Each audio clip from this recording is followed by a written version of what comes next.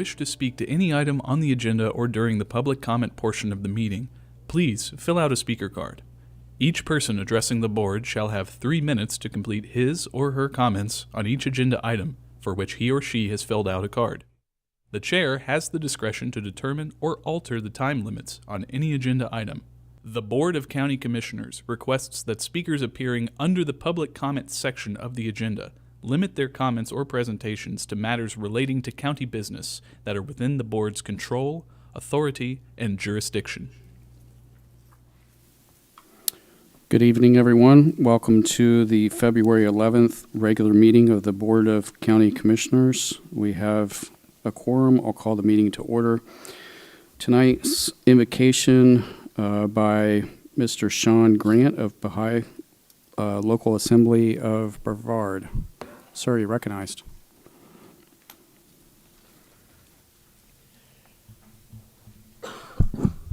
From the writings of the Baha'i Faith, this is a prayer for America. O thou kind Lord, this gathering is turning to thee. These hearts are radiant with thy love. These minds and spirits are exhilarated by the message of thy glad tidings. O God, let this American democracy become glorious in spiritual degrees, even as it has aspired to material degrees, and render this just government victorious.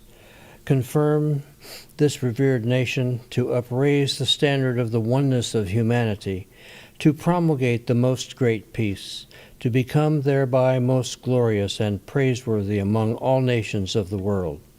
O God, this American nation is worthy of thy favors and is deserving of thy mercy. Make it precious and near to thee through thy bounty and bestowal. Thank you, sir. If you'll join me in the Pledge of Allegiance.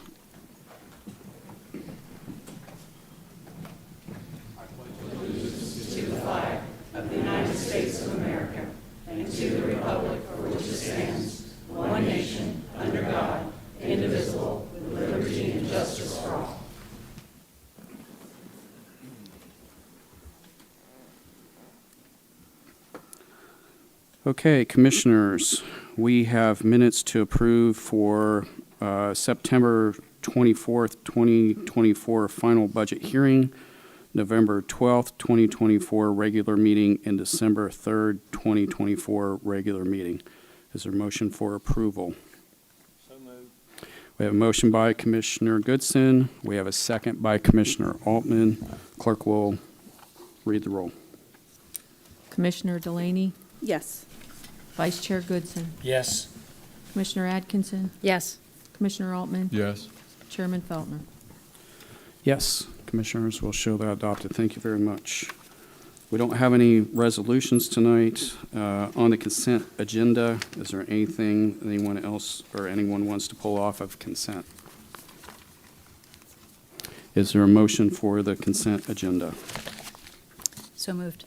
There's a motion by Commissioner Atkinson. Second. There's a second by Commissioner Delaney. Clerk will call the roll. Commissioner Delaney? Yes. Vice Chair Goodson? Yes. Commissioner Atkinson? Yes. Commissioner Altman? Yes. Chairman Feltner? Yes. Okay, good. Seeing the Supervisor of Elections in the audience, and out of some deference, we're going to, if you don't mind, we're going to go ahead to J3. Do we have any cards on J3? No. Nope. Mr. Supervisor, you recognize, sir, to explain your item. Thank you very much, Commissioners. It's a pleasure to be here to address you tonight about Brevard's aging voting equipment. Brevard purchased its current voting equipment in 2013, and this year it'll be 12 years old next month. So if you have any technology laying around that's 12 years old that you're still using, it's about the equivalent of what we have now. We currently have 200 precinct tabulators. They're known as the DS200s that need to be replaced. The state recently certified a new version of the software, which does not perform very well on our existing voting equipment, especially with our early voting equipment. Last year, this county commission approved a carry forward from the prior fiscal year to purchase half of the machines now and half in the next fiscal year starting in October. The vendor has offered us an option to ship all 200 units to us now. And at the time, they had proposed shipping 200 to us now, billing half now, and half in the next fiscal year. However, after consulting with the county manager, county attorney, and the county auditors, we cannot be obligated to, I can't sign an agreement that obligates me beyond the fiscal year that I'm in and would obligate me to something that I don't have approved by this board yet. So I'm coming to you today to ask for the board to approve a budget amendment for the remaining $705,254.16 to purchase all of the units now instead of from 8 months from now. This will save in shipping costs. It'll ensure all of the units are under the same warranty cycle, and it will potentially allow us to use them in the upcoming special election in June, which would be a great learning experience and training opportunity for our poll workers. It will also allow us to deploy the same precinct tabulator across all of our election day precincts. It would eliminate the need to have to train poll workers on 2 different types of equipment and then have voters experiencing seeing 2 different types of equipment being deployed out there. Now, for those of you who have been to our support center, everyone's been invited. I know most of you have. Some served on the canvassing board. We have space issues. You know, we barely have enough room to fit the units that we have now. So getting another 100 units and holding them off and getting them through will be a very difficult challenge. So if we can get them all replaced now, we will be trading in the existing units that we have. I've negotiated $142,000 trade-in value for our 12 to 13-year-old voting equipment now. So that's my ask, and I'm happy to answer any questions that anybody might have. Commissioner Delaney, do I? Yes, please. Okay. So this is just for the public to bring this up again, because I think we talked about this last time we voted on this. Mm-hmm. With these current systems that we have right now, what are some of the things that could happen if we don't update? So right now, I am still borrowing units that were traded in from Orange County that are a slightly higher model than ours, because the model we have will not run early voting, period. They will crash and they will not function properly. The higher combined precincts will run very slow. Sometimes they won't want to boot up. So it's time to replace them. From a security standpoint, having updated voting equipment and machines that's been recently certified will certainly help that process. They also have the newer units have additional seals on them to show enhanced security as well. So if we don't pass this, basically you won't be able to move forward with your obligated responsibilities as Supervisor of Elections. We will move forward with the 100 units, Right. But I really will not be planning on implementing 100 units and running half and half of one type of unit and half of the other type of unit. Right. Okay. Because then it comes down to a situation where, because the new units are much faster, they're better to work with, and then it's like, okay, well, which precincts get the newer ones and which ones get the older ones and so Right. forth. So I'd rather not be put in that situation. Exactly. Mm-hmm. Thank you. Thank you. Commissioner Altman. Well, Yes. Hand up. you know, for Commissioner Goodson and I, 12 years ago was not that long ago. No, I remember the booths when the drapes would close behind you. We still have one of those in Titusville on display Oh, I in got our to go lobby. check them out. Be You a have lot to, of yeah. memories. Well, I appreciate the job you do, and I know you're looking at after Brevard County, and we have a great election system. We want to keep it that way. I appreciate it. The best thing we can do is stay out of the news. Commissioner Atkinson. I have 2 questions, if I may. First of all, how much is this going to save us? So just in the shipping alone, it'll be about $3,000 in shipping costs. I verified that with the vendor because they're shipping everything on a complete truck versus 2 partial trucks. But then there's also the warranty coverage is a big thing. Having half the units under one warranty cycle versus another, we'll have to manage those and renew those at different times throughout the year. Also, the vendor coming in and doing the support, having them come in twice versus all to do it at once. Right, okay. My other question is, so you're obviously looking forward to your budget. This is obviously going to not be in your next year's budget. It's going to Correct. reduce what you're going to need. Correct, yes. Okay, thanks. I thought of a couple things just since we bumped into the hall. And you mentioned early voting. So I think one of your challenges at early voting, just for clarity, is that I can early vote at any location in Brevard County despite the fact that I live in precinct 421. Correct. Right? So I can go to Titusville and can do that. So your optical readers have to discern between the different ballots, right? Because my ballot is going to be different than Correct. all the other precincts, all the other parties during a primary, right? And that's something that you need to upgrade. And that's the reason why early voting is affected most, because those tabulators have to accept all the ballot styles across the entire county, whereas the election days only have to handle the ballot styles for those precincts that are at that location. That's what makes it so much more complicated. And so in a primary, potentially, you have over 300 different ballots? In a primary, we have 170 ballot styles, precincts times 3. Right, okay. So then another thing is, just while you're here, I won't hold you to it, but you know, we're looking at special election now. You definitely need these for the municipal election, but this is going to benefit. I mean, will you have it in time for a special election? So if we had it, we won't for the April election, but my hope is that we'll have them for the June. And that would it's such a great time to deploy new technology and equipment that's not a huge major countywide election, because it's going to be low turnout, it's going to be small. It really gets us a chance to get our feet wet with the new equipment. And that's something that you'll have to come back, I think, another day to give us estimate on the cost of the special. Do you have any idea? Just So I'm not trying to put you on the spot, but just No, that's fine. just to give us We're working heads on up. that right now. We're waiting for the court cases Sure, to work through absolutely. in the Supreme Court, because Right. depending on how they rule could change it. We have preliminary set up, and I was planning on bringing that into the budget workshop, actually. Okay. I know it's not kind of related to next year's budget, but I wanted to make the commission Now, aware. okay, so now we do have the situation that the county needs to front the costs of that, and then we will be reimbursed for it right. later. How long? I've heard that it is as much as 2 years. I would say at least that right now, because there's so many special elections already happening right now that it's a first come, first serve. And I cannot submit the request to the state until after the election's over with and all the costs are paid. Okay, so as the earliest you could do that is sometime in June. Well, we can do it for April, for the primary election. Right. We'll get that request in right away, and then we'll get the June one in as soon as possible Okay. as well. All right, sir. Very good. Are there any other questions for the supervisor? Yes, sir. Just one quick question. I'm thinking we would pay that through the mid-year supplement and make that a priority. I just want to make sure that time frame, which would be about April, that we would know for certain those numbers and have the dollars available from that source. Does that meet your, in April? If we wait till April to sign the agreement and purchase that's going to make it a challenge to be able to use So them for the April. when do you need it by? As soon as the board can approve it. Yeah, okay.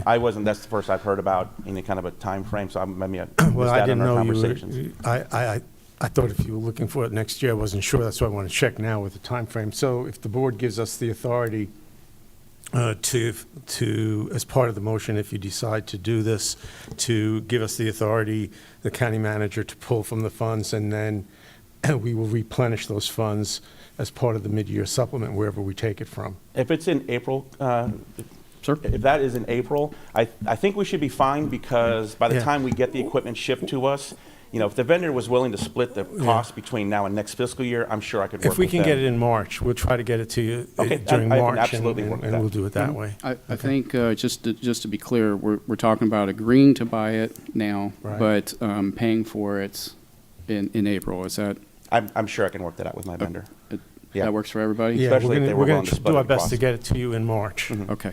Because we won't actually pay them until the acceptance testing, the equipment arrives, they come and install everything. So, we probably be pushing that off until after the April election anyway.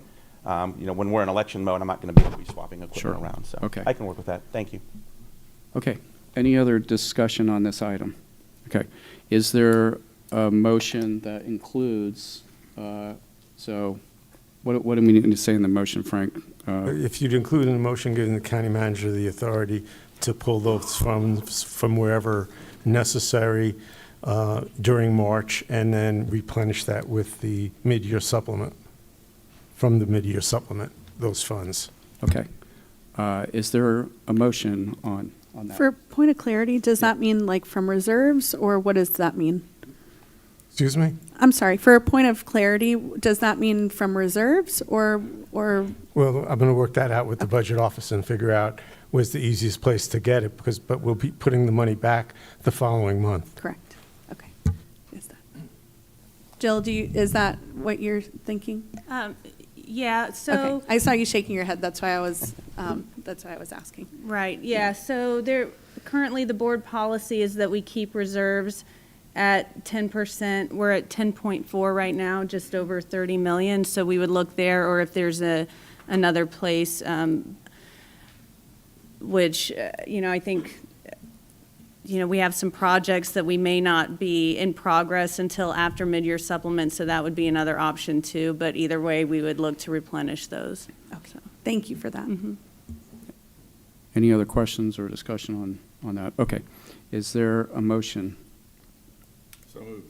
All right. Motion by Commissioner Altman. Second. There's a second by Commissioner Delaney. Clerk will call the roll. Commissioner Delaney, Yes. Vice Chair Goodson, Yes. Commissioner Atkinson, Yes. Commissioner Altman, Yes. Chairman Feltner. Yes. Commissioners will show that adopted 5-0. Thank you very much. I Thank you, sir. appreciate it. Commissioner Goodson, I promise we'll have some good snacks for you at the next board meeting. Okay. Thank you. He likes Vienna sausage and saltines, just so that you know that. And pineapple lifesavers, I think I understand. Did I have that right? Okay. All right, very good. Okay, commissioners, thanks for that. We will go on to item H1. Oh, I'm sorry. We do have a public comment card. I'm sorry. Sandra Sullivan. And then we'll go to H1.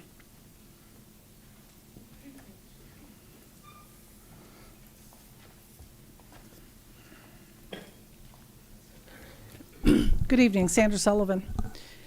So I've made some comments up here over the last couple months about how deplorable the condition of the buildings in Brevard County is, how we look so poor. Yesterday I drove up to District 1 to the Titusville building.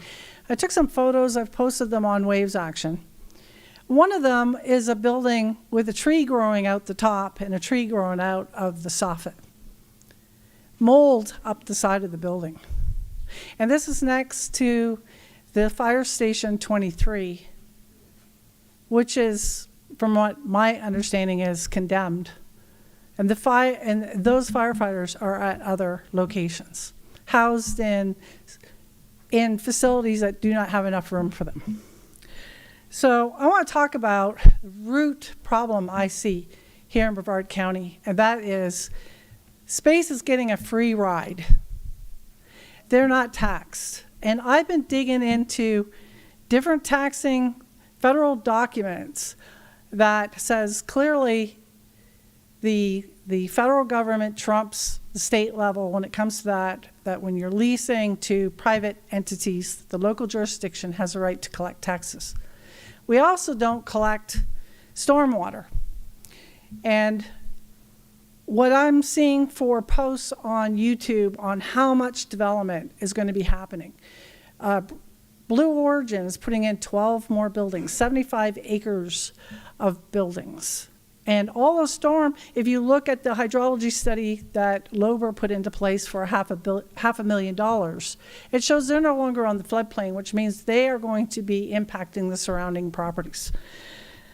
I also want to point out regarding Space Florida and the sewage that in looking up the federal documents on space authorities and spaceports, and I'm going to read this, that a space authority has a unique asset or powers including bonding authority, which allows them to go to great lengths to support projects requiring large infrastructure investments. What did they say here? We want to use other people's money.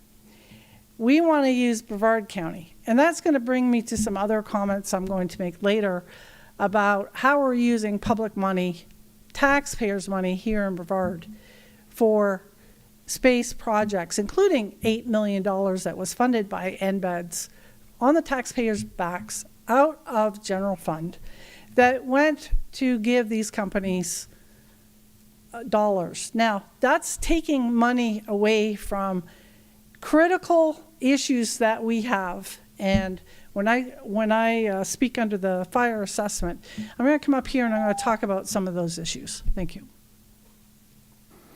Okay. Item H1. Mark.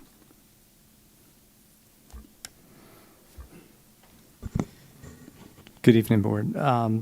The H1 is a petition to vacate a drainage easement for Storsafe of Rockledge LLC. It's in District 2, east of US 1, north of Barnes Boulevard. We're also, in addition to requesting the approving the vacate, signing and accepting a public drainage easement and access easement and accepting a public sidewalk easement. There are no issues. Commissioners, I think we have a representative from the project here if there are questions. Are there questions? No questions? Okay.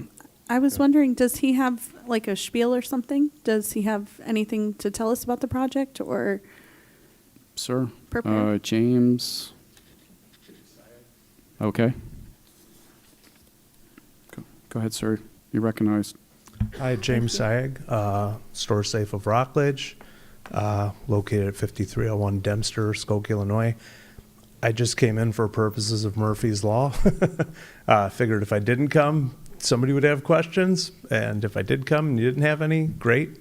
So flew down yesterday, and here I am. Don't have a spiel. The project's vertical. Working with Gene Kremitsky's been great. Working with Amber's been great. We've given the county what it wants, which is to vacate an old easement and to give them a new one. Took a lot of time, but other than that, I don't have any complaints. It's been a pleasure to work with. If I could ask you just for the public, because I'm sure a lot of people don't know about this project, what are your plans for this project? And so the easement goes pretty much through the middle of the property. Are both sides going to be used for storage facilities, or what? Yes. What's your plan? So as a matter of public record, I mean, we filed a PUD. Mm-hmm. It's very well publicized. Every rendering, every site plan, we're building the approved site plan. We're building about 100,000 square feet of all climate controlled storage. Phase 2 is to be determined. You know, the way the PUD was enacted, to give our neighbors comfort, the entire use of the entire site is storage. It's BU2, but there's conditions on the PUD that there can't be any outdoor parking.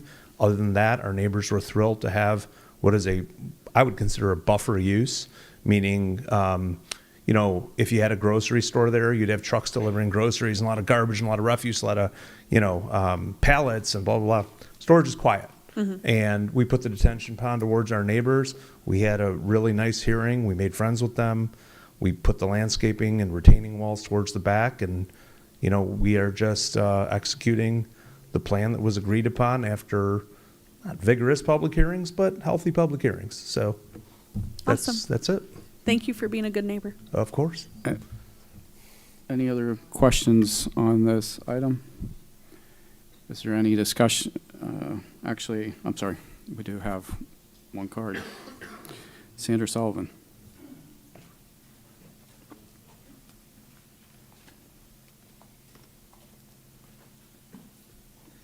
Sandra Sullivan.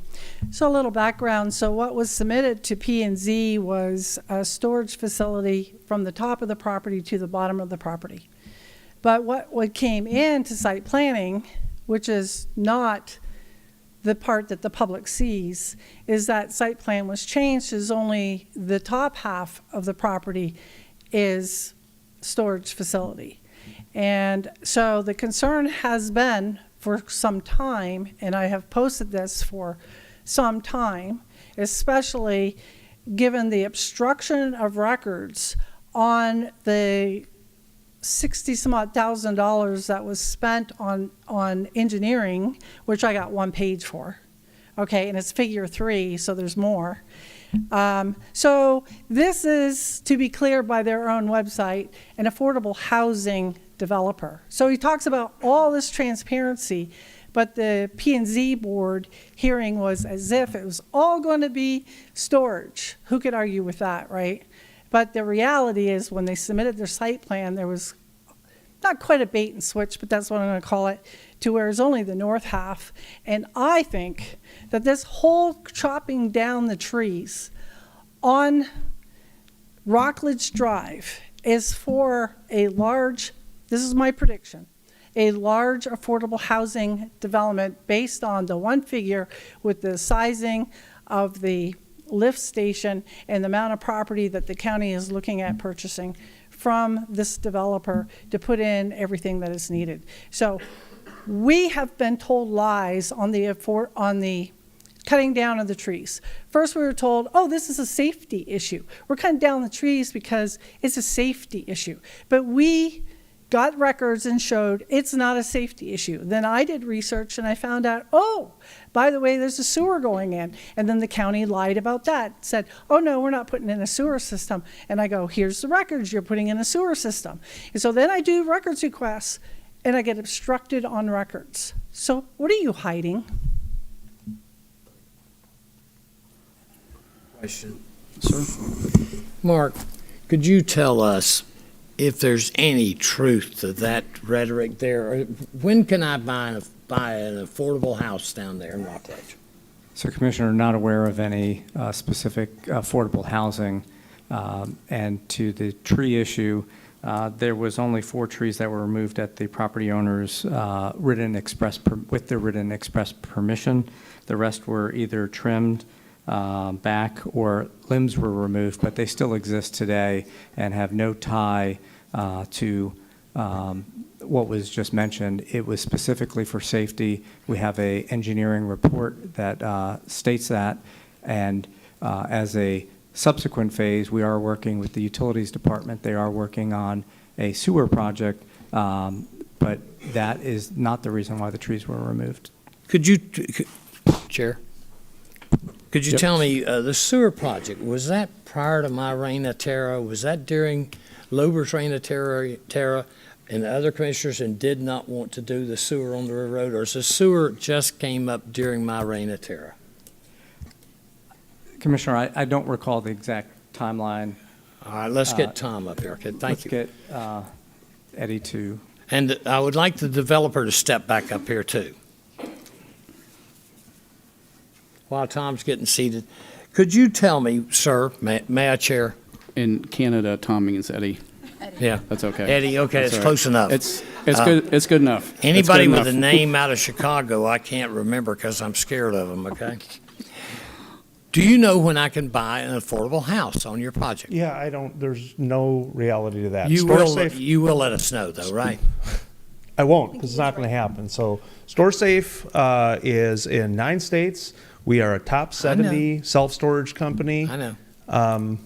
Okay. I don't know what to say here. That's okay. We don't know what to say either half time, but that's fine. Yeah, I mean. Can you tell me, sir, when was the sewer line on River Road discussed? Prior to you, that project is identified as a SORL project. It's been in the SORL plan and the implementation of the, sorry, Commissioner. That's all right. To answer your question. That's fine. Thank you. I have no further questions. I just get confused because that sewer plan is in the planning process now, the engineering process, correct? Yes, sir. Do you have, just for the sake so we can make it clear, and of course, please do the best you can do. Would you say the plans will be approved in what year or what date? It'll be approved in 2025, and we're looking at around September. To start? That's when the plan completions, and then we'll proceed to bidding. Bidding.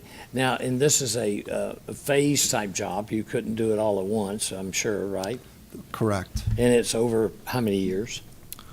Well, the first phase is going to be River Road, and then we'll subsequently be backfilling. So the Sorrel area identified as the county boundary, US 1 to Rockledge Drive. Yeah. All right. Yes. Thank you. Thank you, sir. Sure. And with all due respect, I have nothing to do with a larger project in Brevard County. We were asked to improve an easement. That I would rather not have. We spent a fortune doing it and a lot of time, and we did what we were supposed to do.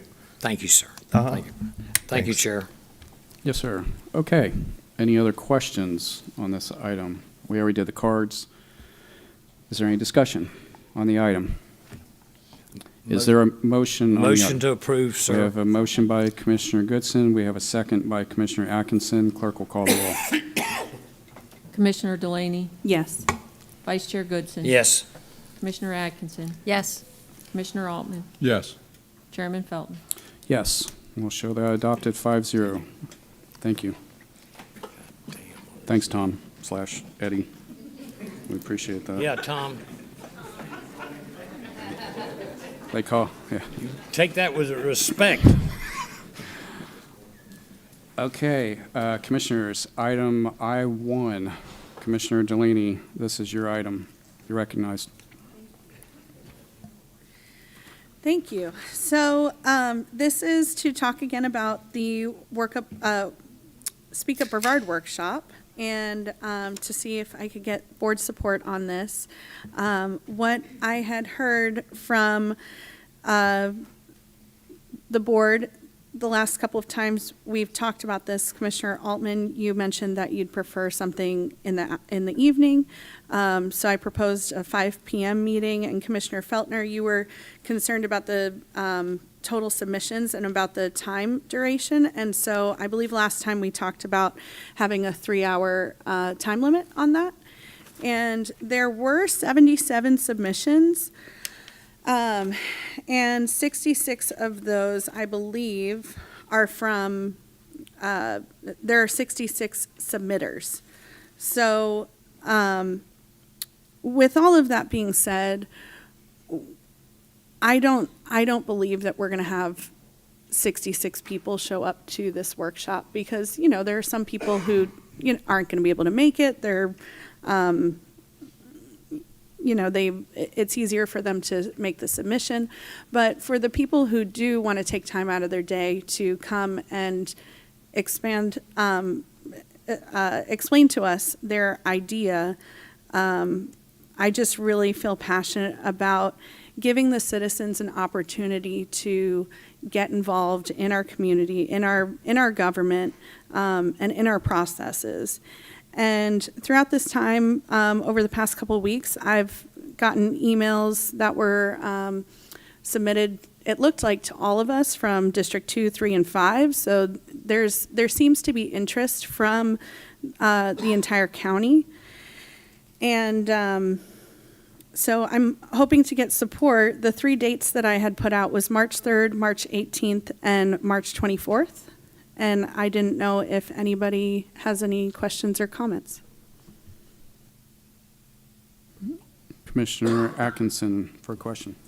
So, Commissioner, at the last meeting, I also had a question about whether or not the county staff was going to have the opportunity to eliminate those things that we have zero control over. Did you address that? Yes, I'm so sorry about that. I am completely fine with county staff pulling out the submissions that are that we have no control over, of course. Any other questions? We don't have any cards. Sir? Commissioner Goodson. If you picked one of those dates, would the staff be able to review them quick enough to get back before the dates, Frank? If the board asks us to do that, we have a 120-day process to review all the submissions. That is currently underway. The Public Information Office has coordinated and sent them out to the various departments. And if the board wanted us to give you a list of which ones are outside the board's jurisdiction, we could do that at any of the dates that the board so chose. Okay. Any other questions? Okay. Did someone say they had a card? Okay. I don't see cards for I-1. I'm sorry. I didn't put my glasses on. That's my fault. Okay. Maureen Roop. Maureen Roop.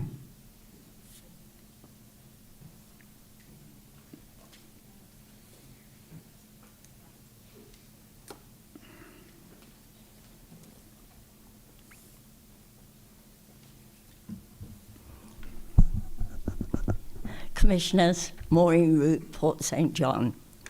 Since 1988, 98, I have been on 3 charter review commissions, and in that year-long process, I have taken very seriously what every person has recommended as value for their quality of life, and I urge the County Commission to do the same. Please don't say it's too time-consuming. People have taken their time to speak or write to you. Please listen to their thoughts and suggestions. It is the job of the elected officials, as it is you that the people have elected and placed their confidence. County staff should not have the priority to say yay or nay to the various suggestions. I ask the commissioners to say yes to a special meeting on this subject. This is too important to try to bypass the electors. The people didn't bypass you, or you would not be sitting up there. Thank you. Miss Maureen, can I ask you a question? Sure. If I remember correctly, you were on the Charter Review Commission that passed this, passed Speak Up Brevard. Yes. Is that correct? And so, what could you explain what it was like in that time? Like, what was the person who proposed this? What was their vision? I cannot remember. No. Okay. These were year-long processes. They weren't just, it took 1 year. But the workshop was something that they had talked about doing a meeting of this kind. And it was much more open then. Mm-hmm. The last one I ran was 2015, and nothing passed the charter review. Nothing. Thank you. I was very disappointed because I had put forward, and so had other people. It was disappointing. Thank you so much. Thank you. Okay. Sarah Hodge.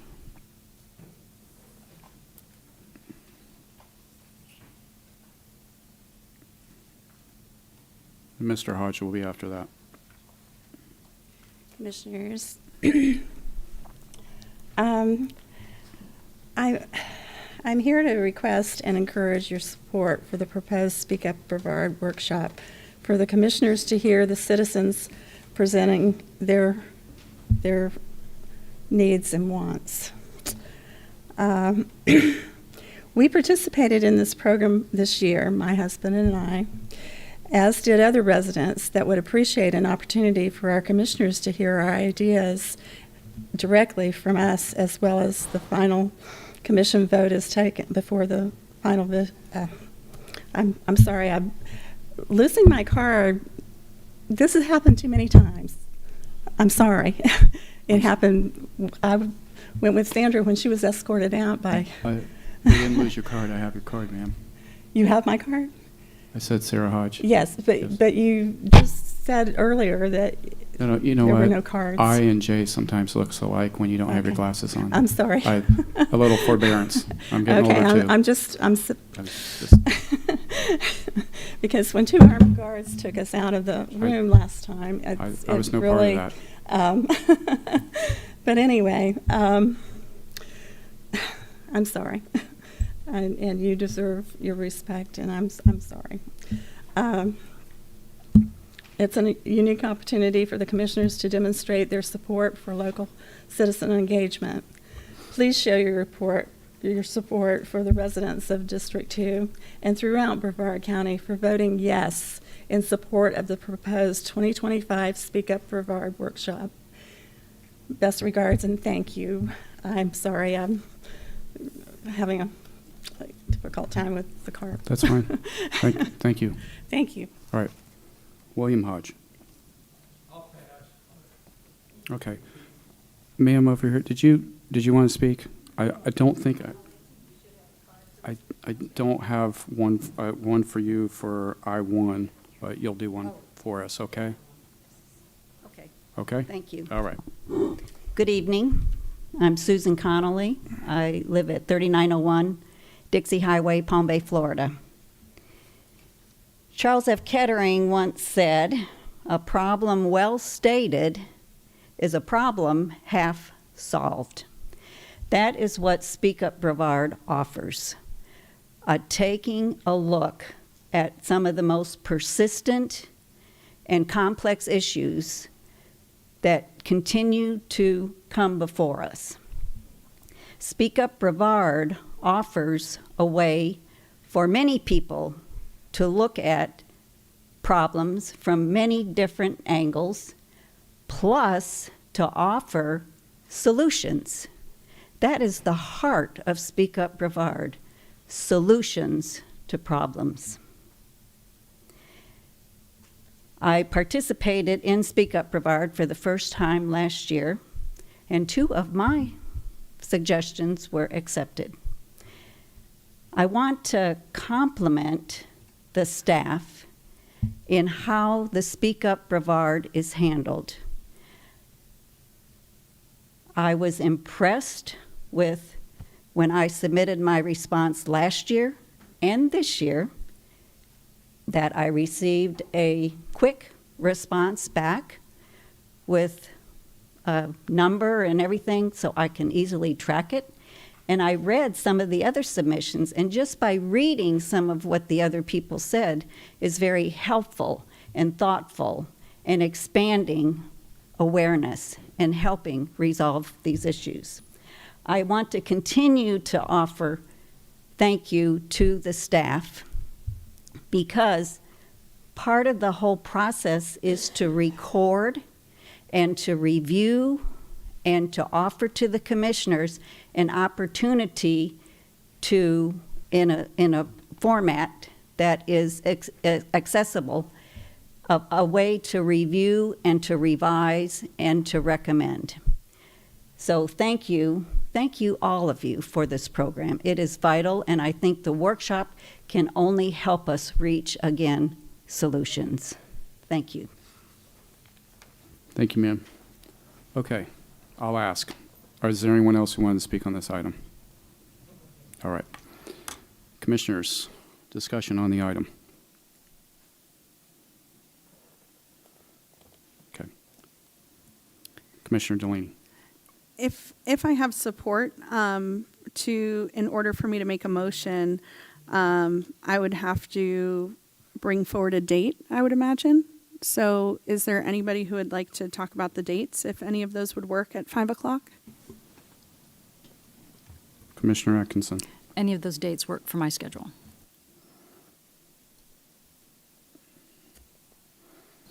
March the 18th is out for me.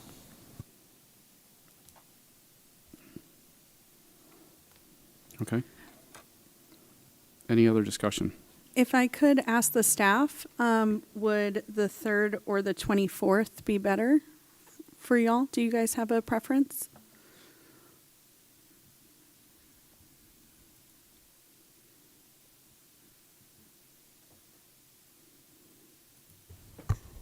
Either day, it's either 3 days preceding or 3 days after a budget workshop, so it's really pretty much the same either day, Commissioner.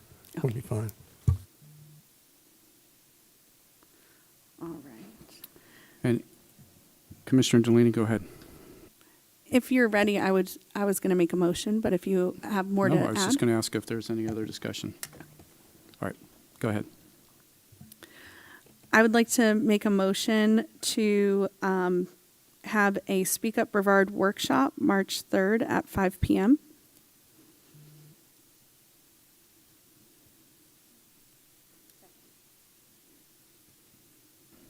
Okay, we have a motion by Commissioner Delaney. We have a second by Commissioner Atkinson. Clerk will call the roll. Commissioner Delaney, Yes. Vice Chair Goodson, Yes. Yes. Commissioner Atkinson, Yes. Commissioner Altman, Yes. Chairman Feltner. Yes. Thank you, Board. All right. Congratulations. Okay, Virginia, you're recognized. Item J1. Good evening, Commissioners. Agenda item J1 is consideration of the Save Our Indian River Lagoon Project Plan 2025 update. In addition to adoption or modification and adoption of the plan, It includes associated administrative authorities to implement the projects contained within the plan.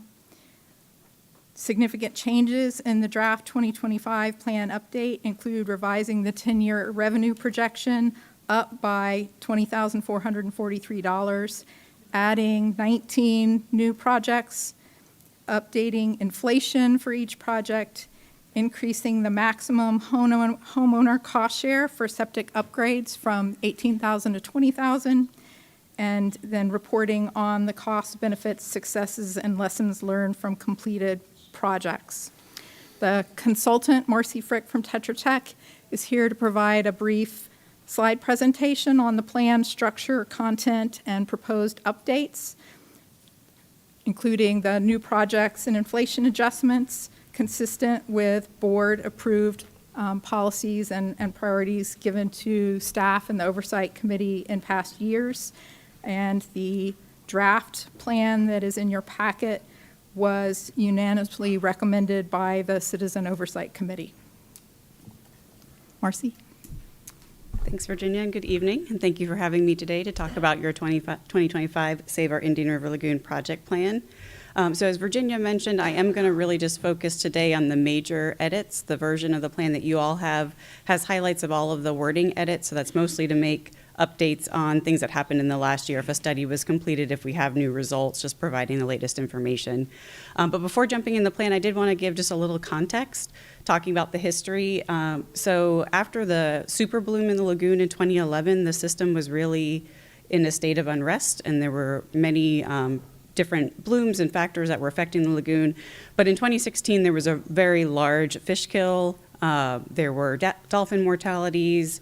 The lagoon was not in a good condition, and the commission at that time asked staff if there were what options could be developed to help improve the lagoon if there were funding in place. So as part of that, I supported county staff developing the initial Save Our Indian River Lagoon project plan in 2016 that looked across the board at the various sources affecting the lagoon and potential options for addressing those. That plan was used to support the half-cent sales tax that was passed by the majority of Brevard County citizens in November 2016, and the collections of the sales tax began in January 2017. To support that sales tax, a citizen oversight committee was set up, and they meet monthly to talk about information on the latest research and information about new project types in the lagoon to make informed decisions every year for these updates. The projects in the plan are organized around what we call our 4 R's. So reduce is reducing all of the nutrient sources to the lagoon. These come from wastewater, septic system, stormwater, excess fertilizer, removing those legacy nutrient loads within the lagoon coming from the muck, which is the organic material from previous discharges that can release those nutrients back into the lagoon. Restoring the natural system, so adding back the oysters and the clams and the living shorelines, and then responding to new information and opportunities to adapt the plan to most cost effectively achieve the reductions. The table of contents has been pretty much the same the last few years. We made an effort several years ago to streamline the information to try to make it a little bit more readable. It is a hefty document, but it covers a lot of information. So the first few sections, 1, 2, and 3, are really providing background of the need for the plan, the context of the area covered by the plan, the different pollutant sources, and then the ultimate, what we hope to achieve by implementing the projects in the plan.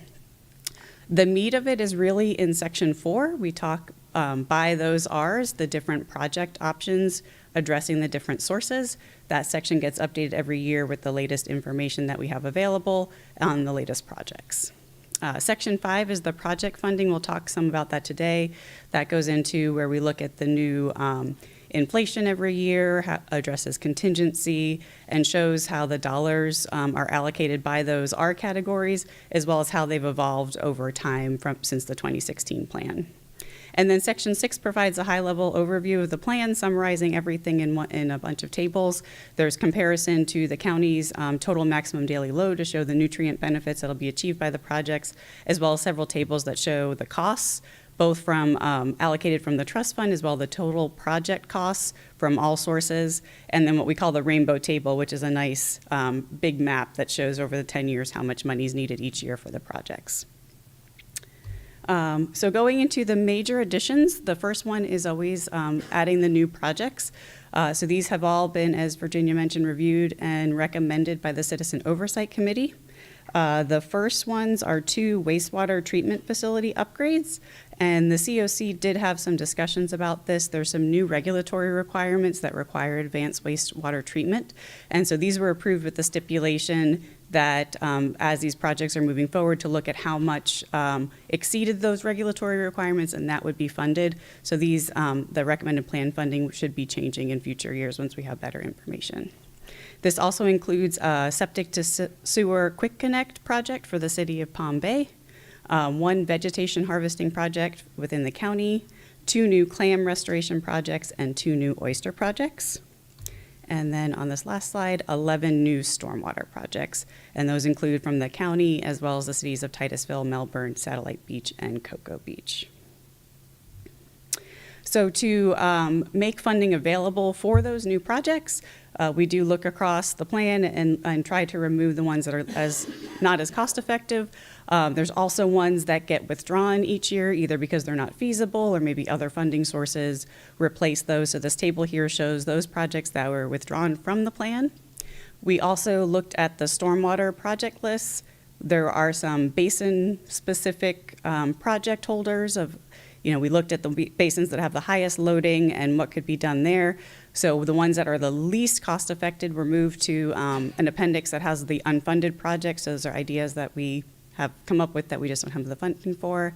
And then there's also some county-wide oyster projects that were placeholder as we come up with additional, site-specific oyster projects. We replaced some of those more generic ones.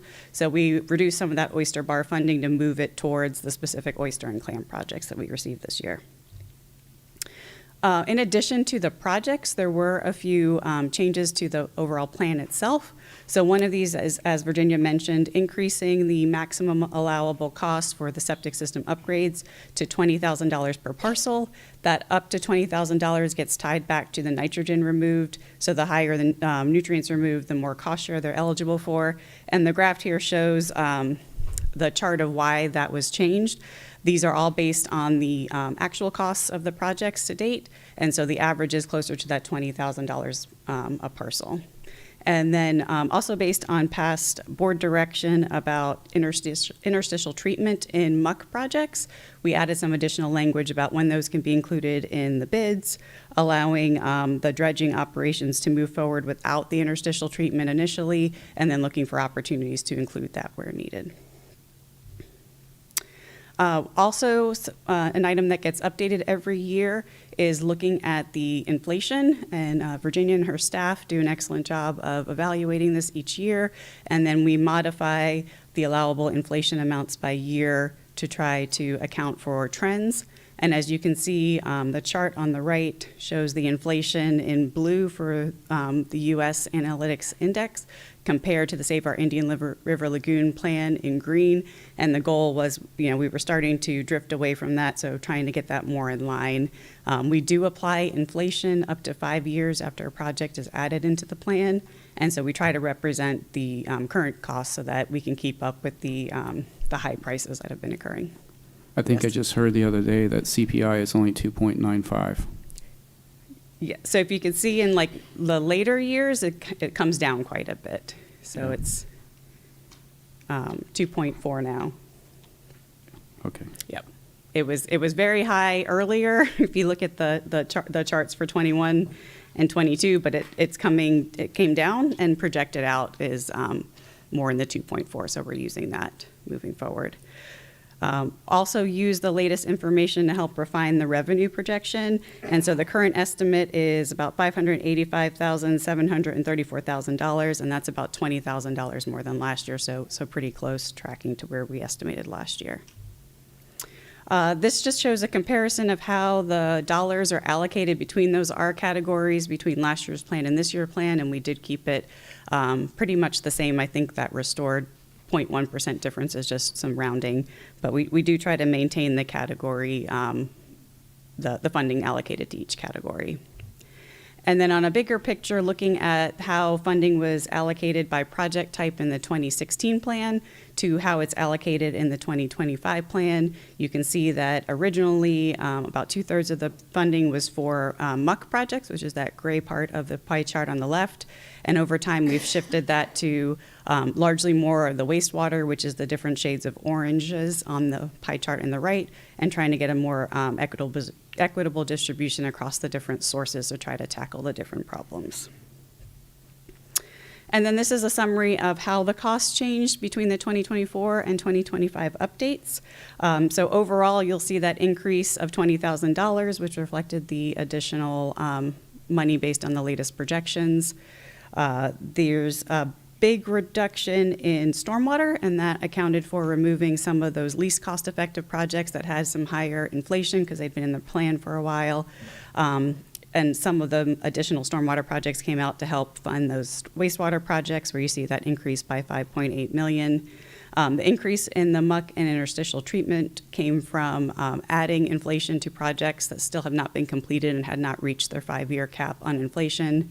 There's a slight reduction in the restoration costs, and that was from removing those, the county-wide projects and shifting that funding to the specific oyster and clam projects, so that reduced some of the inflation and contingency that were on those projects. And then the contingency overall came down for projects that were moving forward without needing those dollars. So with that, those are the big changes to the plan, and we will take any questions. Okay, Commissioners, questions for the speaker, and then we'll do questions for Virginia. Are there questions for the speaker?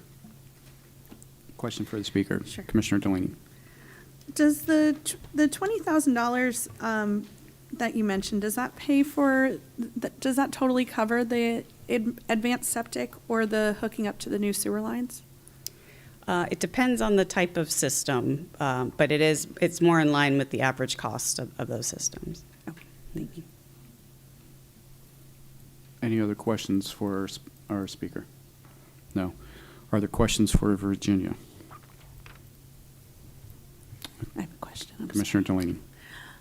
So I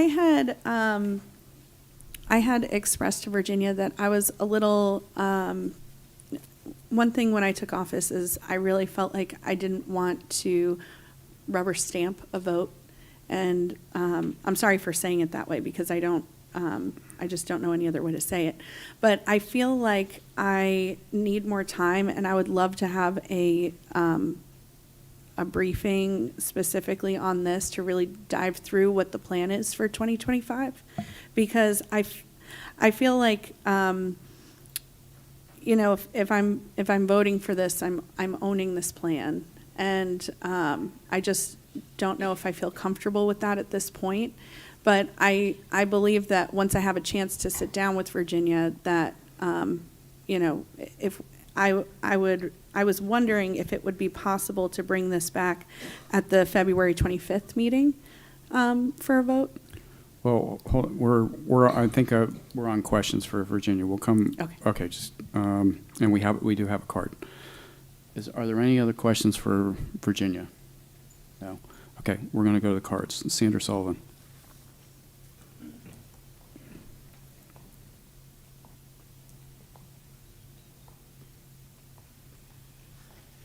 Sandra Sullivan. So that was a nice presentation by Marcy Frisk, who is the wife of a board member of the St. Johns River Water Management District. And of course, that has a lot to do with how this plan was contrived. I would like to first point out that there's an article in December of 2015 talking about muck that both Thad Altman here was on legislation at that time with Debbie Mayfield. They proposed a bill change to make it legal to use muck dredging in a muck tax, an infrastructure surtax under state statute 212.055. That bill failed in appropriations. It failed twice. So my suggestion to Brevard County in moving ahead, particularly since you'll want to renew this tax, is to go and get an AG legal opinion on the use of this tax for maintenance dredging, which is not the same as capital dredging. That's the first thing. Secondly, I was at the November meeting when the vote was taken to use funding from this for the study for the Port St. John regional sewage plant for Space Florida, let's be clear. And one of the members brought up that it was not legal under the use of the Lagoon plan. So I think you should get, for all this emphasis of moving towards wastewater, that you should look into that as well. Thirdly, I just want to point out that staff has come and made presentations and been very clear that the direction of the Lagoon tax is to pay for septic to sewer and for sewer to pay for the growth that is in Brevard. Maybe not such a bad idea, but again, from a legal issue, what we were sold was AWT plant upgrades, addressing nutrient loading. And for that, you know, I wonder, you know, to the extent that we can use it for wastewater plants, since there's other items for that on the plan. Lastly, I want to say she talked about instability of the lagoon after 2010. I go back to the state change in legislation in 2010 to switch to broadcast spraying of herbicides. 2024 was the first year that South Patrick Drive was not sprayed. Thank you, Feltner, for doing that. That's a start. So, I mean, I'm looking at this, I'm like, glyphosate. You know, they spray Aquastar, 58% glyphosate on those ditches. We know that feeds algae bloom. The science shows that. So why would the state have made that change? There's questions. And lastly, there's no pollution in the plan. There's nutrient loading. And we have PFAS, and we have glyphosate, and we have all these other things, and the plan is lacking in pollution. Thank you. Thank you. Okay, commissioners, discussion on the item. Commissioner Delaney. I just didn't know if anybody had any comments about what I had mentioned. I have a question. Sir? Would that create any problem if we allowed the commissioner a couple more weeks to review? It's quite a voluminous report and a lot of good work's gone into it, but I can understand her wanting to have full understanding. A lot of money too. Thank you. It is a large report. There are a number of those new projects that are ready to go, so they would wait an extra couple weeks.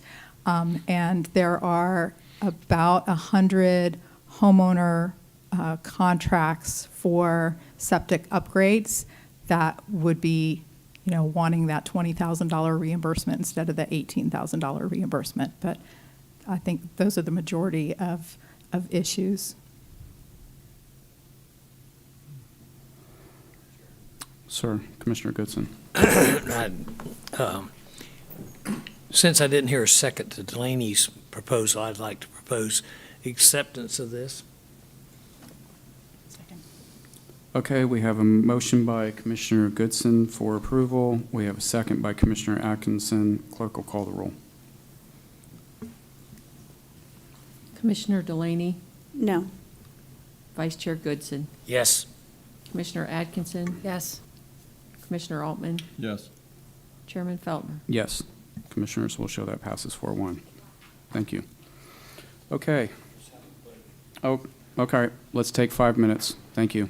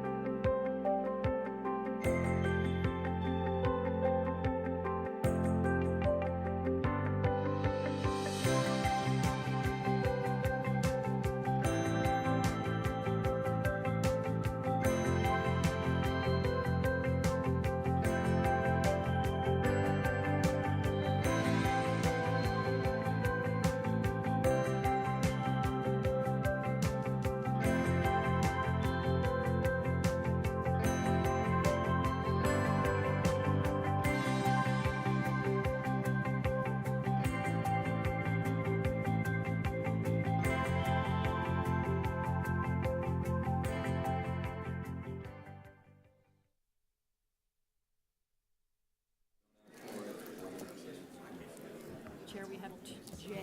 Yes. Yep, I appreciate that. Okay. We have item J2. I think, Chief, are you going to introduce this? No? Okay. Commissioner Delaney, this is your item. Go ahead. Thank you. If Space Coast TV, if you guys could put on the couple of slides for me.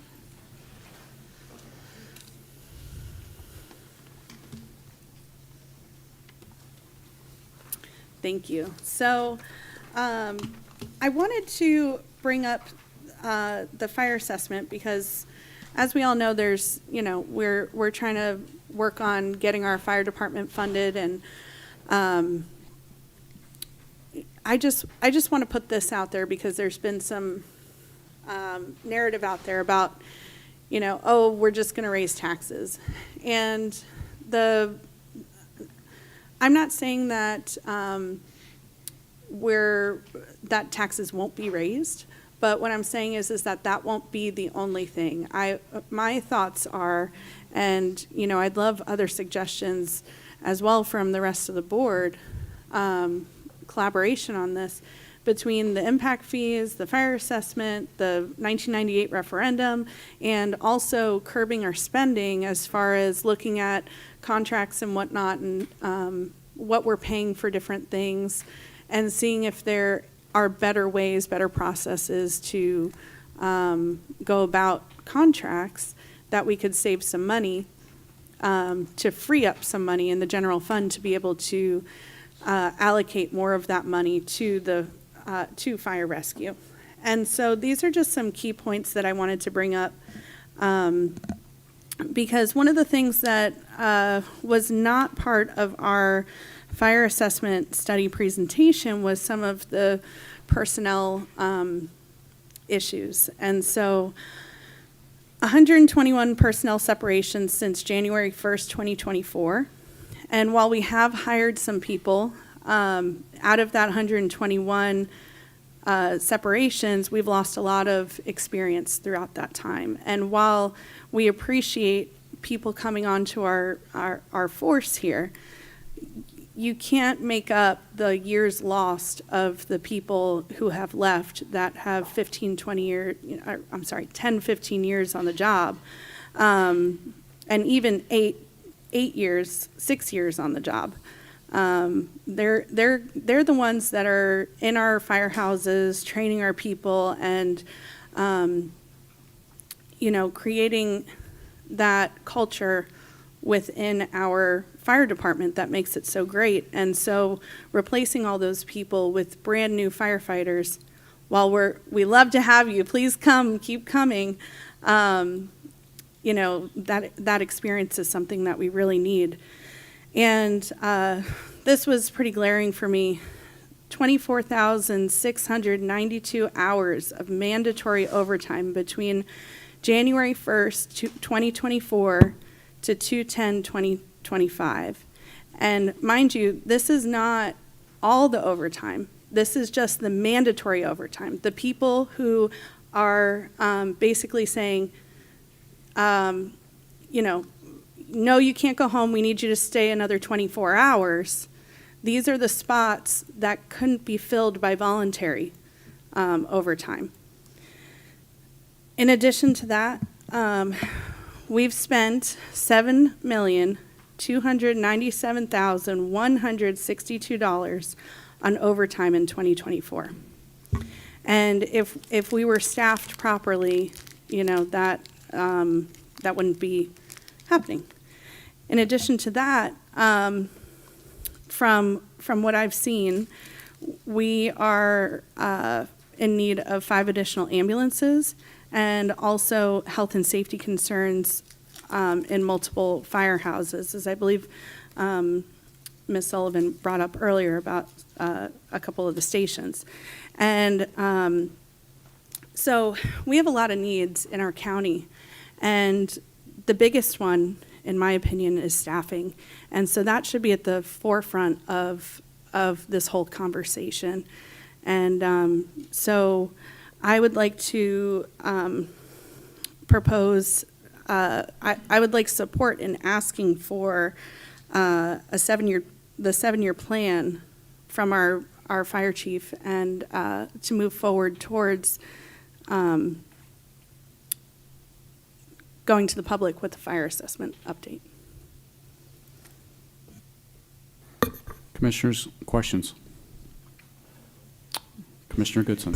Chief, this is to you, Chief. Can you explain to me, sir, pull back up the flyer she had, that right there. Can you explain to me the overtime? Is that overtime there also include sick leave, vacation, holiday, and everything else? The overtime you see there is Yeah. as a result of sick leave, annual leave, military leave, leave of absence, all forms of leave will lead into that mandatory overtime number you see there. Not being down 79 people? Chief. Answer his question, Chief, if you want to. Does it matter if you're down 79 people? Sure. That number reflects some of that too? Yeah. Come on, brass. Help us out. Holy cow. Thank you, Chief. Thank you very much. Questions? Other questions? Commissioner Atkinson. The fire assessment, is this something that would be done anyways at some point? And if so, because I'm new? We are, I believe, in year 4 of the 7-year plan that we had. And so with this request, as I understand it, and we've discussed it because we gave the report back in January, this would allow us to update that 7-year plan. And so we would start afresh with the new one, whatever it is that the board chose to adopt, and we would move forward with that. And then the board would have the opportunity to raise the assessment consistent with whatever direction and what we would plan would be a multi-tiered approach where the board would have a variety of options to choose from. We would do a not to exceed at that point on the fire assessment portion of the plan, and we would move forward with that. Other questions? I just wanted, I'm sorry. I just wanted a point of clarity. So, Chief, is it correct that we would be starting off the new year in a $5 million deficit because of the ARPA money? Wasn't there ARPA money that was allocated $5 million towards the fire department? I'll answer and that. that's kind of running out. The last fire assessment, when it was approved by the board, the plan that they had put in for the 7 years would have been a 33% increase in the fire assessment. The board did use some of those resources and spread it over a 7-year period, $1 million a year. And so at the end of the 7-year, there would be $1 million deficit. So part of the plan that would be put forward would have to keep things just where they were under the 7-year plan. You're going to have to increase it by that amount as a baseline. And then it would go from there for a variety of other items that would be part of what we submitted to you. Thank you. Commissioners, other questions? Okay, we do have 2 cards. Sandra Sullivan.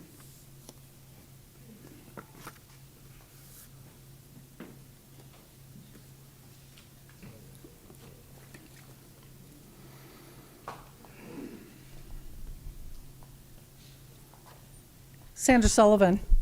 It's great to have this on the agenda. Of course, the fire assessment isn't going to help for this year. It will help for next year. And so you really need to have a conversation, in my opinion, and hopefully maybe even some conversation today, about what you're going to do for this year. Because obviously we have a crisis. So I'll give you an example. $1.71 million pulled out of the hat on an item added to a meeting in an hour before the meeting for space, for their phase 2 study, which you don't even have a specification on. Pull that money, have space pay their own study. Here's a start. Hey, let me talk about a few things. I am absolutely fit to be tied and livid. I found out that Station 62, where I live, had mold issues, water dripping down through electrical fixtures, light fixtures that were shorted out. a fire hazard, a health hazard for our firefighters that was identified in 2021. Commissioner Feltner here stood by, put out materials that he stands by fire rescue. He was elected to office 9 months later. That was not addressed until an email came in from a prominent person to Commissioner Steele at that time, who got the job done. $500,000 restoration to that. I've seen photos. Here's one of them. This is mold, black mold, that made firefighters sick. And this isn't just going on in this station, this is going on in other stations. There are issues with not only our firefighter stations, but the equipment that they're driving. I mean, when I talk about the buildings being deplorable, the way this county is being managed is abhorrent. I'm going to make a suggestion. You all need to dig deep into your budgets and figure out and make some sacrifices for fire rescue. For District 1, you have Station 23, which I understand is condemned. They're not there. How about we take embeds and sunset it, since that's coming out of general fund, and we put this year's budget, that's $4 million right there, that could go to our firefighters. Impact fees, 3 of you went with that study. How many of you are going to vote and pass those impact fees that have not been updated in 25 to 35 years? It's time to not put just the burden on the people, but for you guys to look into the budget, and just like you pulled out $1.71 million for space, pull it out and rechange things around and address our fire rescue. Commissioner Altman. I have a question. Sandra, question. I know we have a presentation on the fire assessment. There were serious problems. Yes. Do you support increasing the fire assessment?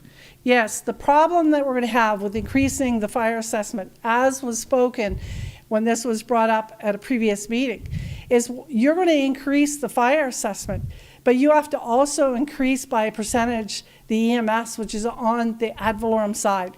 The problem you have this year is there was a referendum to increase the homestead exemption. And then you have the property cap. So how do you increase this side and you're bound on this side? And here's where I provided this commission an attorney general legal opinion that if we were grandfathered in before 2002, you can move that assessment, that EMS part of it, to an EMS assessment below the line. And failing to do that, I don't see how you can increase the fire assessment. You can't increase the EMS side. You're stuck unless you move it below. Question, follow-up. Mm-hmm. Yes, sir. Do you support increasing the millage rate to help the fire situation? I do not support taking away the tax cap. I think this is a manipulation of ignoring the Attorney General. I know from speaking to staff previously when I was running for county commission that there's an agenda to remove the 3% tax cap. I am not in favor of doing that. Sir? So as bad as these problems are, you don't think they're bad enough to raise I think you're property manipulating taxes? the public. I think Brevard County commissioners are catering to we the money special interests and not looking to the taxing sources that are available from Space Florida. And I have research. We have double lease back deals with Space Florida on lands that are not in their jurisdictional by state statute as defined by state statute. The stinky BS that goes on in this county needs to stop. Sir? I was just curious if you supported raising the millage rate to help the firefighters. Okay. That's a good question. Thea Thorne.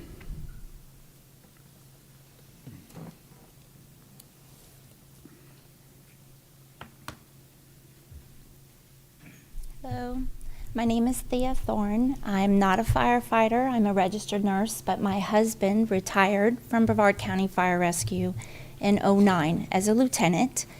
And there were two studies that I'm aware of. I'm sure there were more. There was one in '06, the Cody study, which was paid for by taxpayers.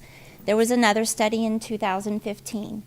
Now, none of you up there today, I can't say none of you because there is one that was here, were aware of what that study showed.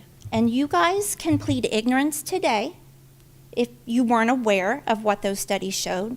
They showed that not only the firefighters being below pay, but many of the Brevard County employees were below pay. There's one person sitting up there today, and I won't call that person out because that person knows who they are, and all of you know who that person is as well. He shot it down, and it is on record, his shooting down. I shared it on Facebook. He went line by line and said, no, no, no. I don't know what his problem is with the firefighters, but safety is of number one. And many of you have said that. Many of you have ran on that. And I don't know why our firefighters continue to be kept down. And I know that there's many in the public, and maybe you guys feel this way too. I just lost a good friend this week because she had the audacity to tell me that firefighters make enough money. $15 is enough for what they do because all they do is sit around in their fire departments. You don't know what these men and women go through every day. They don't know what call they're going to get called on that day. Maybe they won't have any major calls. I could list things to you that my husband has shared with me that could cause PTSD, but my husband has not gotten that because I've been there and supported him. But many of these great men and women go through awful, atrocious calls that many of you would never recover from. And I want to see you crawl into a burning building and pull a little boy out like my husband did. He couldn't even find his way out. There was no light. It was just all smoke and dark. He could have not came home that night. They deserve to have this money. And no, we don't need to increase the taxes. The people already pay enough taxes. But there's so much corruption. Look at Doge. Look at the corruption they're finding. I'm sure that corruption has went down into every little crevice. And I'm sure that none of you want to go down as being corrupt. So please do the right thing. Do the right thing. Not only for the public, the people that come visit, for yourselves and your families if you ever need it one day. Thank you. Thank you, ma'am. Okay, commissioners' discussion. Is there discussion on the item? I have to clarify something for the record, and I don't do this often. When I became aware of a problem at the firehouse at Sea Park, I went there immediately, and the public record will show that, and I know the firefighters in that station will confirm that as well. Is there other discussion on the item? I have a question. Sir? Just basically as staff, as far as what is the process as far as the assessment, and if we need to look at raising the assessment, time frame? We would, and the board approves this tonight, we asked for 30 days to come back and give the board a variety of options. The board would then provide staff direction, a not to exceed amount on a fire assessment, depending on what option or different option direction the board gave us at that time. We would then send out to a letter to all the residents that need to get that letter, and that would start the clock moving forward. I think it's either 20 or 30 days later we could have the first of 2 public hearings on it. And we need to get it completed before September, but we have plenty of time before then to get it done. In this time frame, our goal is to get it done as quickly as we can. It would be, I would think, by May or June, we would definitely have it for the July board meeting, but hopefully earlier in May. So that will take care of that piece of the puzzle, and whatever the amount is. The board then is going to have the opportunity, depending on what happens there, as we go through the budget process. There's 2 other aspects of it that would be involved. One you heard is the general fund. In the past, the general fund, we committed to the board in the past, and we'll try to do it again, depending on what the board action takes, do everything that we need to do, but we would have the opportunity to set the millage rates appropriately based on whatever board direction gives us before that. If in fact the fire assessment dollars weren't enough to accomplish what the board's wishing to accomplish, then the board would have the opportunity as part of the budget process that would happen starting in July once you get the county manager's budget proposal that would look at whether or not an MSTU increase would be appropriate. And we would know that as we move forward in the budget process after the board makes the fire assessment piece of it, takes care of that. So and that basically is the time frame that we would be looking at. May I follow up? Yes, sir. So at this tenure, we wouldn't talk about an amount. We would just ask the staff to come back with options.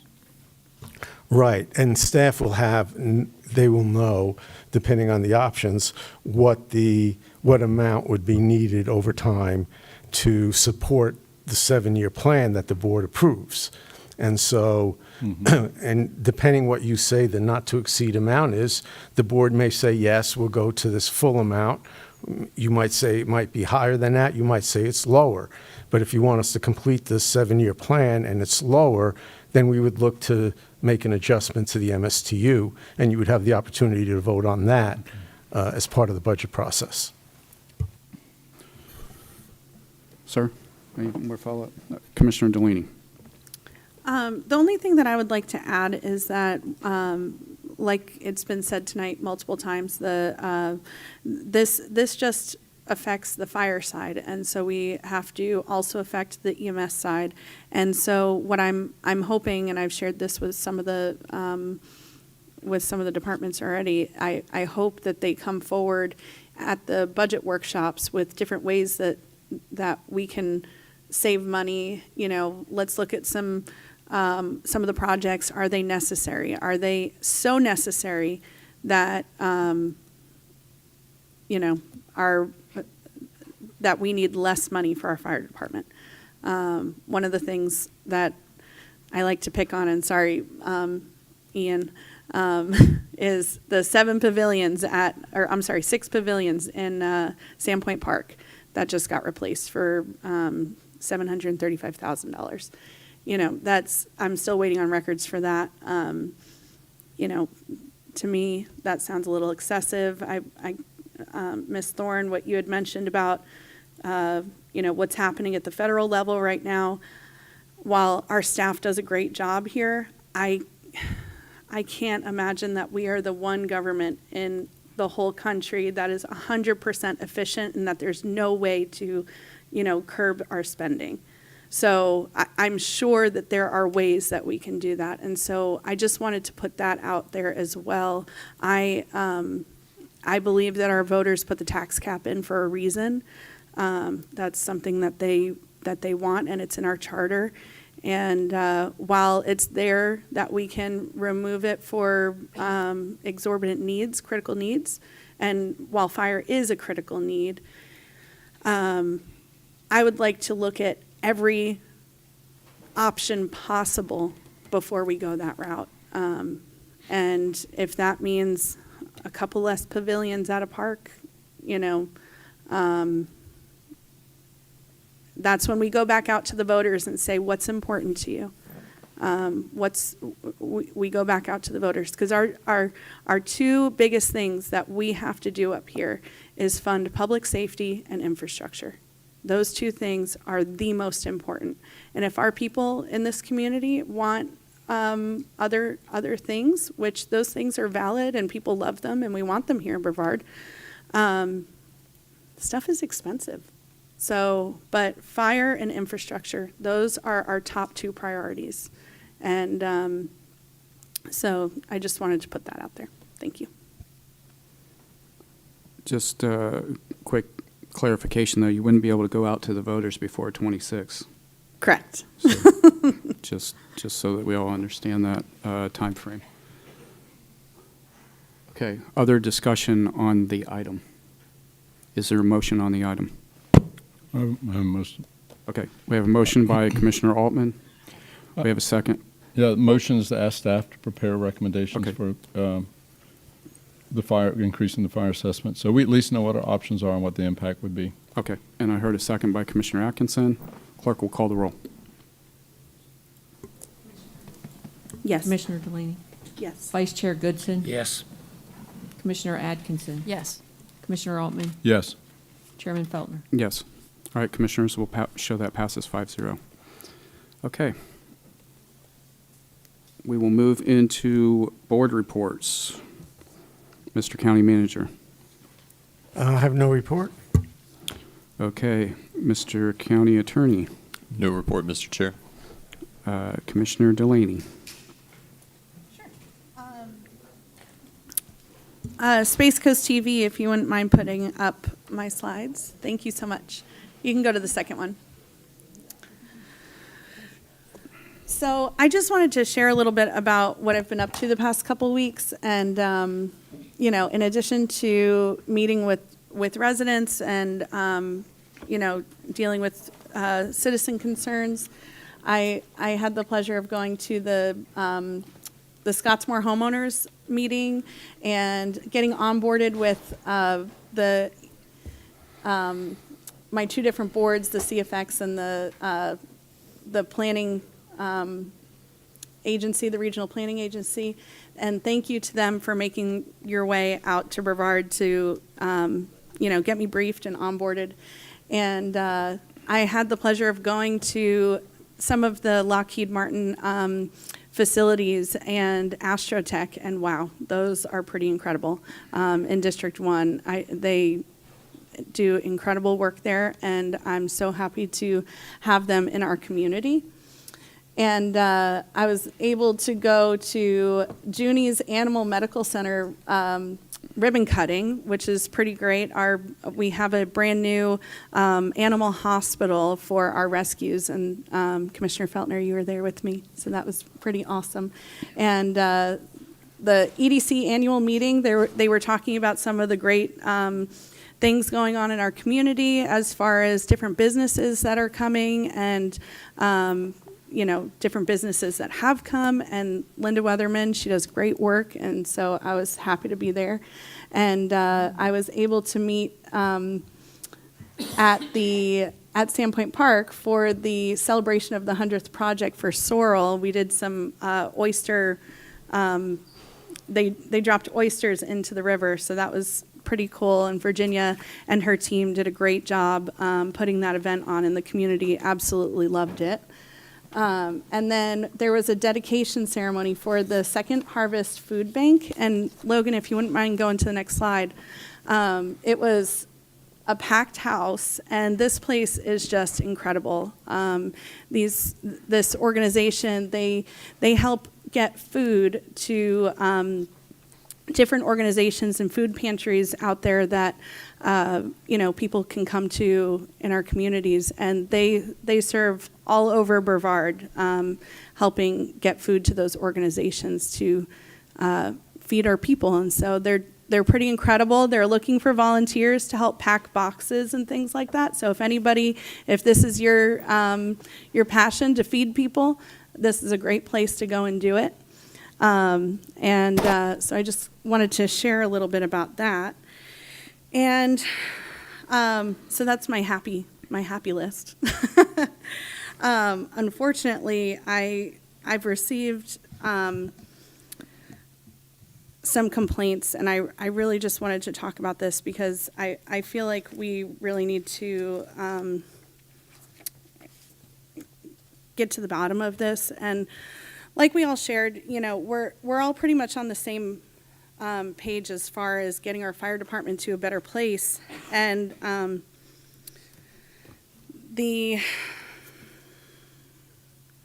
events that have happened over the past couple weeks, you know, I requested some emails that I talked about at our zoning meeting, and they were between the county's representation and the union's representation for negotiations.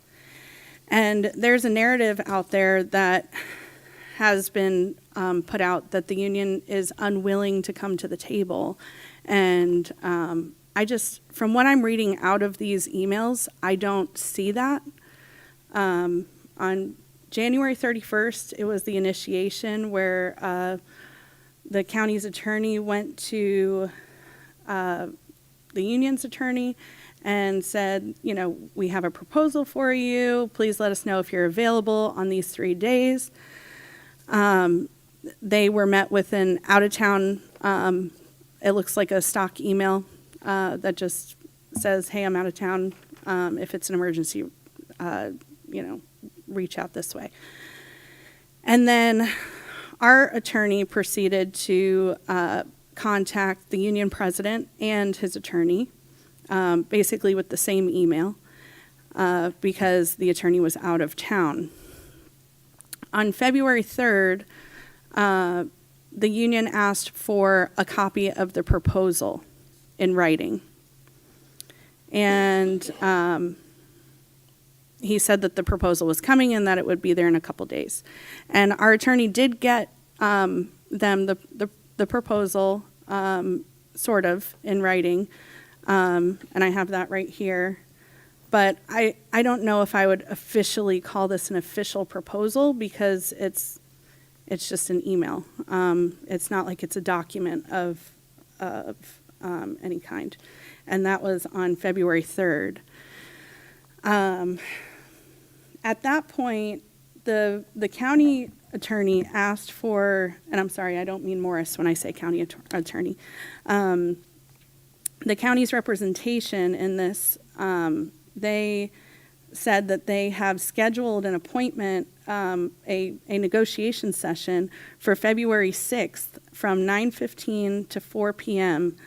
And at that point, the union's representation did not say that they were available during that time.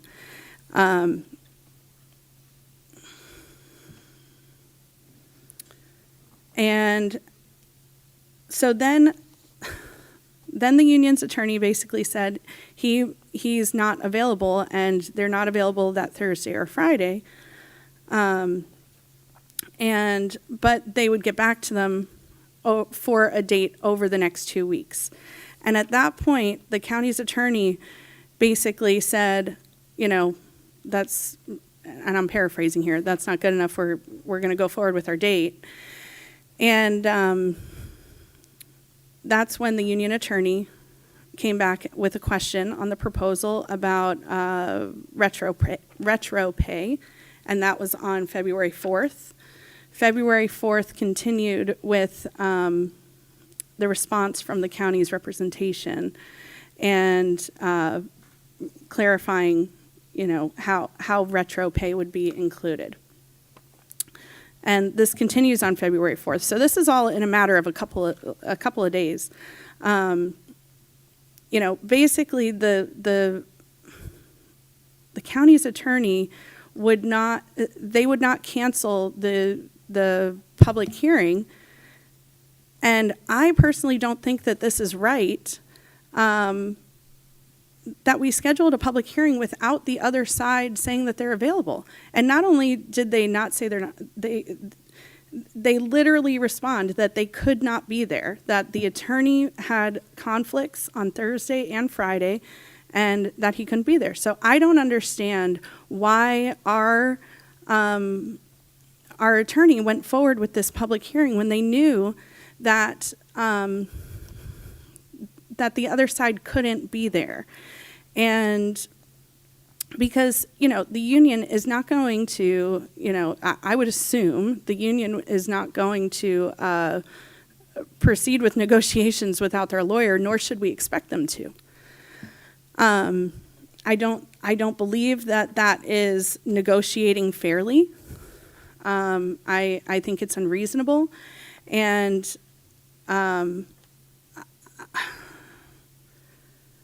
this is not how we're supposed to be treating our people. And I really would like an explanation as to why we moved forward with this negotiation, knowing that the other side was not able to be there.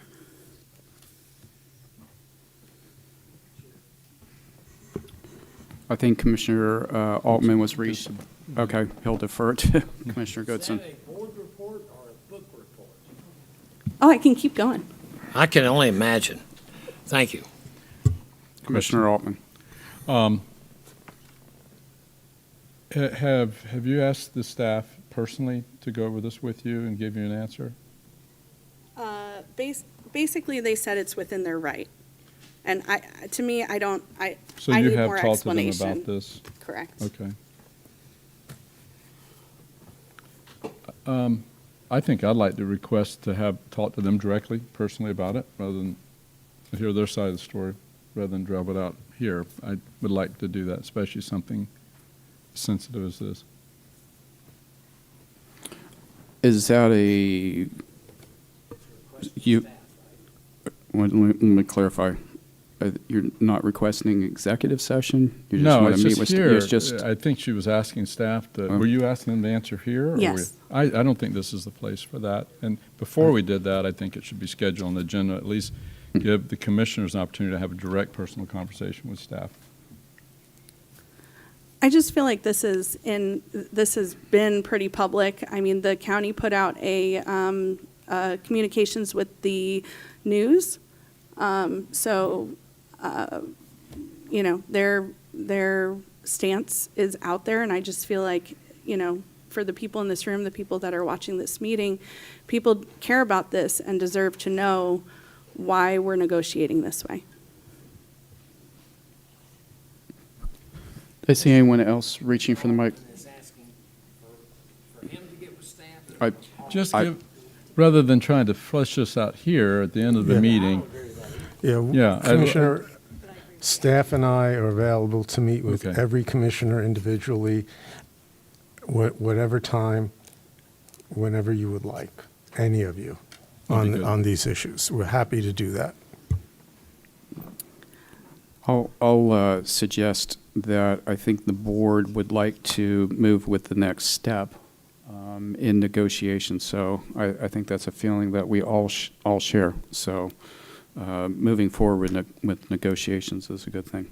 Well, the only reason why, and I'm sorry to interrupt, but I'm frustrated, and this is the only place where we can talk about this because of sunshine. I am frustrated that my workshop that I proposed got canceled by the direction of our lawyer because possible topics that could possibly come up during that time. So I have a few questions here, and it's the reason why I'm asking these questions is because I want to know why a workshop is any different from these different things that happened. And so here's some of my questions. How and when did the documentation that one of the commissioners disseminated at the firehouses while the firefighters were on shift become public record? Wasn't that direct negotiations between a member of the legislative body and the union members?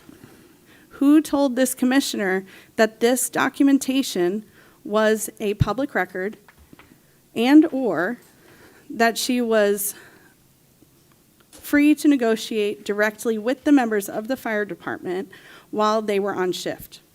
Other than during the Christmas holiday time and after impasse was declared, did the union say that they were not available to meet for negotiations? And our county manager wants people to believe that the union leadership isn't filtering down information to its members, and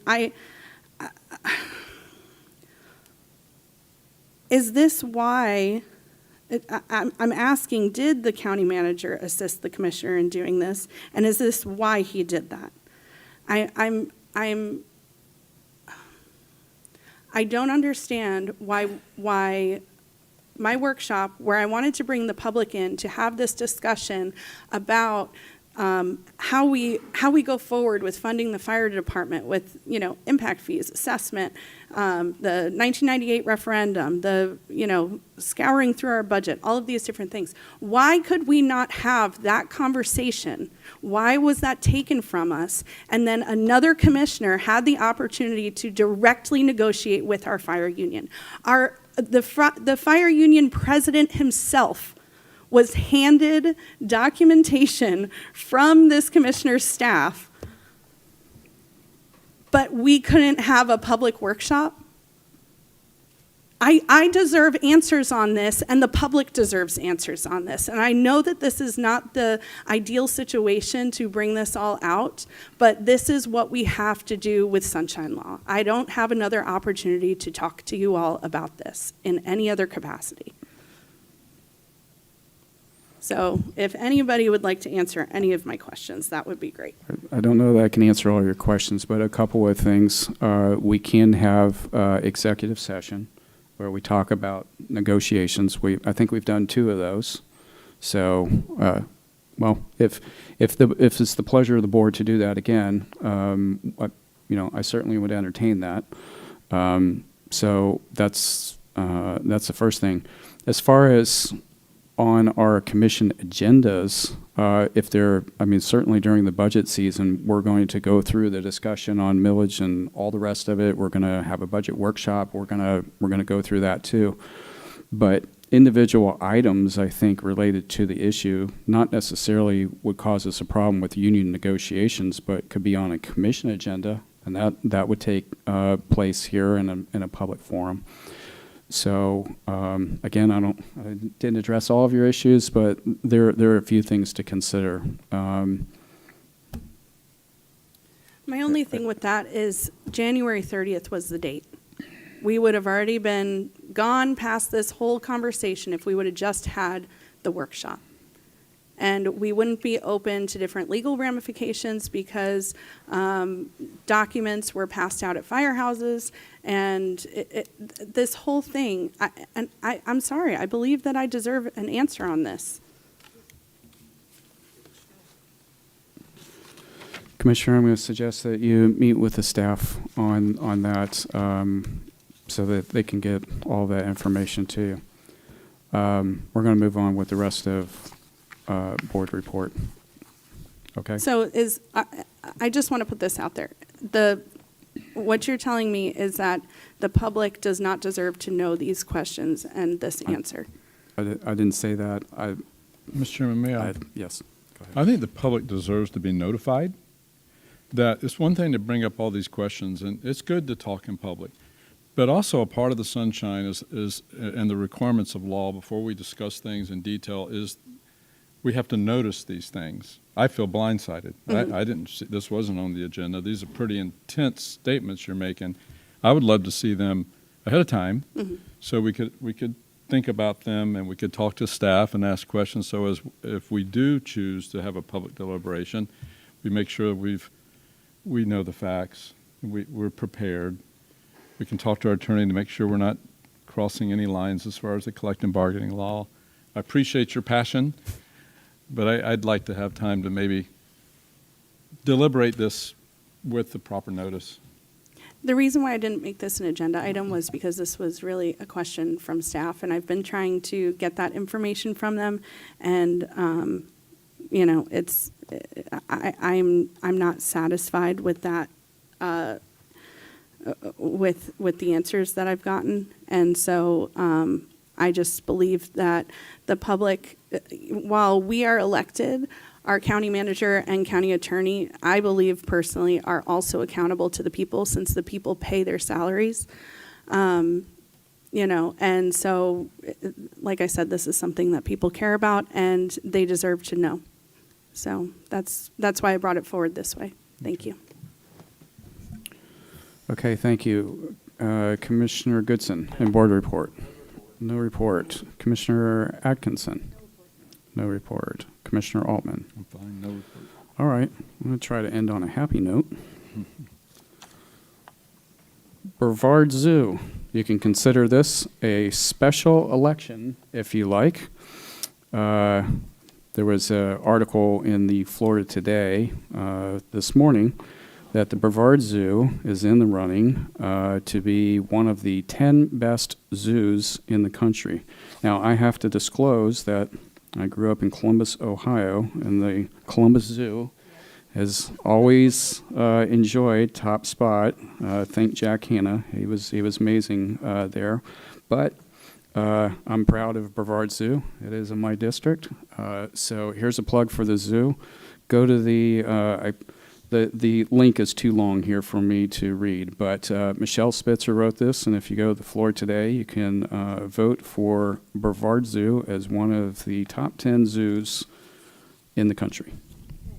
That's good. All right. I think we're done. Thank you, everybody. Have a good night. The opinions expressed by any member of the public during any period of public comment do not necessarily reflect the views or opinions of the Board of County Commissioners of Brevard County, Florida, Space Coast Government Television, or the program sponsor, and are solely those of the presenter. The Board of County Commissioners of Brevard County, Florida, Space Coast Government Television, and the program sponsor hereby expressly disclaim any and all responsibility or liability for any defamatory or slanderous statements expressed by any member of the public during any such period.